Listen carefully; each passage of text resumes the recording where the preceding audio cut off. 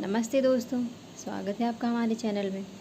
हाजिर हो फिर से एक नई कहानी के साथ। माँ बेटे की कहानी, असीम प्रेम। आधी रात में माँ की नींद खुल गई थी और बेटे को बहू के कमरे की बजाय अपने बिस्तर पर बच्चों की तरह आड़ा तिरछा लेटा हुआ पाकर आज फिर उसका दिल आकांक्षाओं से भर उठा था। बेटे के सर के नीचे एक तकिया लगा, उसके माथे को सहलाते हुए वह धीरे से बुदबुदाई, अब तू कुछ परेशान सा रहता है। नहीं माँ। शायद माँ के स्पर्श से बेटे की कच्ची नींद भी खुल गई थी और वह करवट ले माँ के करीब आ गया था।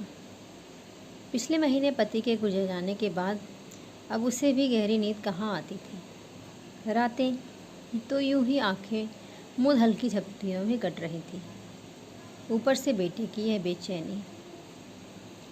आजकल जाने तू कब मेरे बिस्तर पर आकर सो जाता है। बहू से नाराज़ है क्या? नहीं माँ। किसी अबोध की तरह माँ से लिपटने की कोशिश करता इस सवाल को भी वह टाल गया।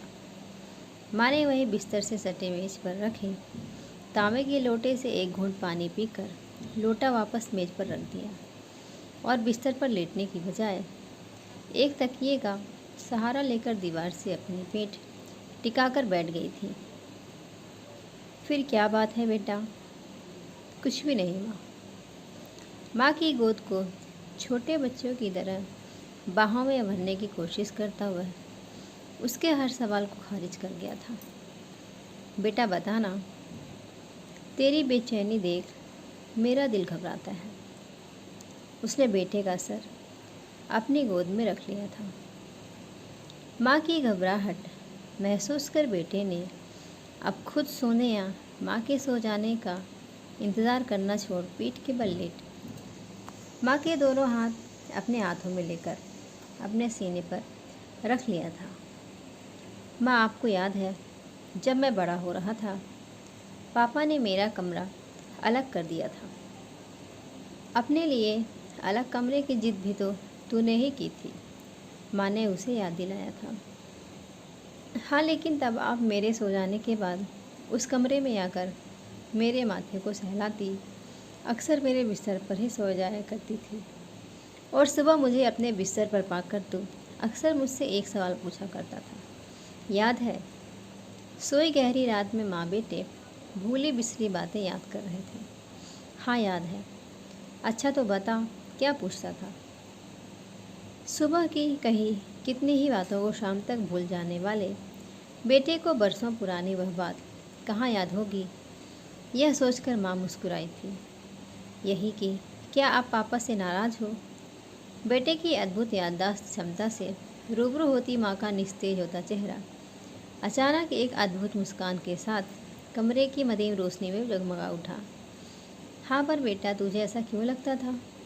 आज वर्षों बाद शायद माँ भी शिद्दत से बेटे के मन की उस बात को जान लेना चाहती थी जिसे जानने की फुर्सत उसे आज से पहले कभी नहीं मिली, क्योंकि मैं आपको हमेशा पापा के साथ देखना चाहता था।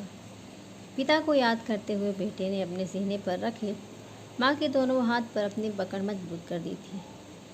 बेटा, मैं भी तुम्हें हमेशा बहू के साथ देखना चाहती हूँ, माँ ने झुककर बेटे का माथा चूमकर कहा। माँ, तब अब पापा को कमरे में अकेला छोड़कर मेरे पास क्यों आ जाती थी? बरसों बाद बेटा भी अपने मन की जिज्ञासा माँ के सामने रख रहा था। बेटा, डर लगता था कि अकेले कमरे में कहीं तो डर ना जाए। माँ, अब जब पापा नहीं रहे मुझे भी डर लगता है। क्यों बेटा? माँ अपने बेटे का डर जानने को अधीरा उठी। कहीं आप अपने अकेलेपन से डर न जाओ, इसलिए। मैं इसके आगे वह कुछ कह ही नहीं पाया। माँ बेटा एक दूसरे से लिपट गए थे और सारे शब्द आंसुओं में बह गए थे। दोस्तों, कहानी आपको कैसी लगी ज़रूर बताइएगा। लाइक करिएगा, चैनल पर नए तो चैनल को सब्सक्राइब करिएगा। धन्यवाद।